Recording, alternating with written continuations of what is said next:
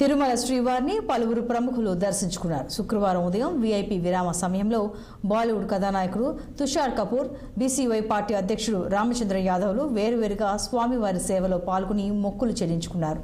దర్శన అనంతరం రంగనాయకుల మండపంలో వేద పండితులు వేద ఆశీర్వచనం అందించారు. ఆలయ అధికారులు స్వామివారి తీర్థ ప్రసాదాలు అందజేసి పట్టు వస్త్రాలతో సత్కరించారు.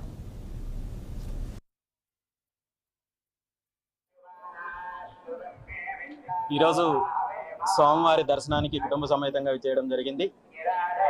రాష్ట్రానికి, రాష్ట్ర ప్రజలకు అందరికీ మంచి జరగాలి, దేశం సుభిక్షంగా ఉండాలి, అదేవిధంగా రాష్ట్రంలో ఇప్పుడున్న విపత్తుల నుండి తొందరగా రాష్ట్రం బయటపడాలని చెప్పి మనస్ఫూర్తిగా స్వామివారిని కోరుకుంటున్నాం.